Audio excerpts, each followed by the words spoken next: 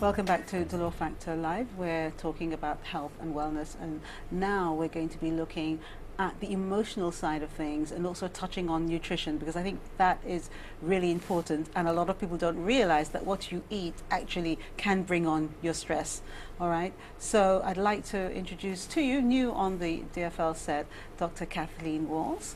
Thank you so much for being here. Thank you for having me. And I'm really excited you being here because we've met earlier this week, and it was just so engaging speaking to you.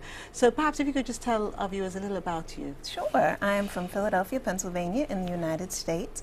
I'm a doctor of clinical psychology. I'm also an author and a songstress as well. And I do a lot of work in schools, working with children and youth, but I also work with couples and families and people of all ages.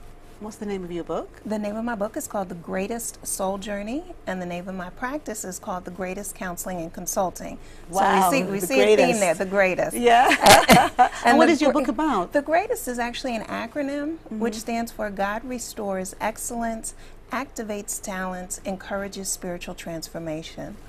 And so that's what the book is about. The book has you take a look at your relationship with your spiritual entity. So as we talk about health and wellness, you need to have a right relationship with whatever you call that entity. If it's God, if it's the universe, if it's Buddha, Allah, however you relate to that entity. Also looking at your gifts and talents. So here we have Marie, who her gift and talent is exercise in health and wellness. This is something that she does and helps other people do it as well. And then looking at your spiritual transformation.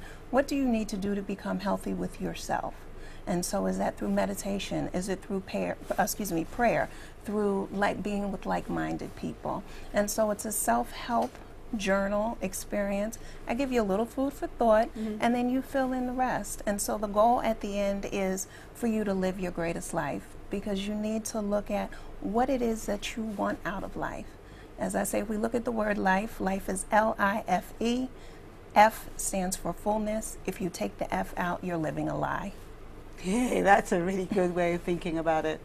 Yeah, but it's easier said than done. It is. I mean, we all would want to have a carefree, relaxing life, but fact is, you know, we've got to go and work for a living. We have families to support. You know, things are never going to be a bed of roses. So how do we get that balance? And you know what? It's so interesting because with the book, a lot of times, the book is small. It's only about 99 pages, and people look at it and they say, oh, I'll be finished that in a night. And then they start reading the questions. And they put the book down and they say, I'll deal with it later. And several months go by and they're not doing the work.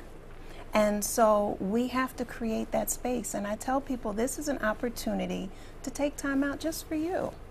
Just take time out. And so when we talk about health and wellness, part of that is being still and finding out what do we need to do in order for us to be healthy. And sometimes just being still and being quiet for 5 minutes helps us get back in balance, recenter ourselves, and go on with the rest of our day. You know, I have one word that would solve a lot of things. Yes. If people would say it, and that is no. Big word. You know, if we sometimes said no, because a lot of the times we don't really want to do what we've been asked to do. We don't really want to say what's on our mind. So you just go along with the flow. And when we go along with the flow, that's when I think our health and wellness starts to deteriorate, because we're not being ourselves. That's right. And then we start to become stressed. There's an imbalance that occurs, and when we're talking about stress, that's exactly what it is. It's an imbalance. It's because you're not being true to yourself. You may be giving too much of yourself in certain areas, in certain roles. So for people who are mothers, that's a role that you have, but you also have yourself. For some people, they also have a career. They're also a wife or a partner. They may also still be a caretaker for their parents. And so you have multiple roles, and you have to find the balance between them. And what my balance is may be different than your balance, may be different than your balance, but you have to figure that out. And your body will talk to you all the time. If your shoulders are scrunching up like this and you feel the tension, some people feel tension in their neck, that's an immediate, you know what, I'm stressed. I've taken too much on. I'm carrying too much of a burden. Some people feel it in their feet. I'm a person that feels it in my feet.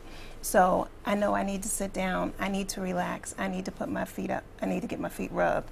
So, you know, but we have to pay, our body talks to us all the time. But Marie, you deal with people a lot of the time when it comes to health and wellness.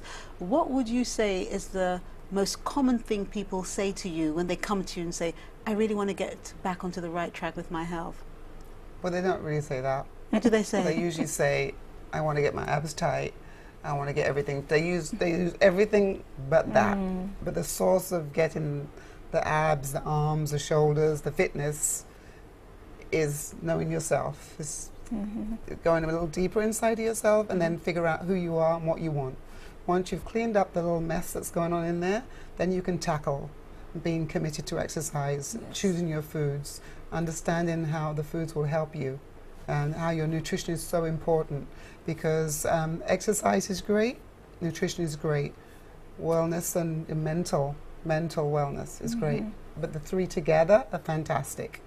And so the balance is to get all three, but people go for the quickest fix they can handle, which is exercise. And when that doesn't do it for them, they give up and they go to food. And then they go to extreme. There's always an extreme of something, but it just needs a plan, and you need to be consistent, you know. So, you know, the story, repeat, recycle, repeat is what they should do. And in that journey, you need to know, who am I? What do I really want? Why am I doing this? And take a step back. And that's the hardest thing for people to do, because usually when I'm coaching people, we start with how they feel and why they want to do this, and they usually want to go into the diet part straight away. And the talk that I'm going to be doing is take it off, keep it off. It's not what people think. It's not about taking off the weight and keeping off the weight. It's taking off your burdens, to keeping off, keeping a good attitude on. You understand? There's lots of take off and keep off that's nothing to do with the weight. Just to piggyback off of what you're saying, one of the things that I found most helpful for myself was a few years ago, and I would say I always ate well, but I started my health journey about looking at what was at the center of my life and wanting health to be at the center. Then that way I had to then look at what did I consider to be healthy for myself. Well, you both have me starting to think, and I'm sure lots of our viewers are thinking. We've actually closed the entries for tonight's giveaway, but after the break, we'll actually take your calls, and we will still be talking about our nutrition. We'll give you some examples, and we'll also be talking about your emotions and how it will affect your health and your wellness. So stay with us. We'll be right back.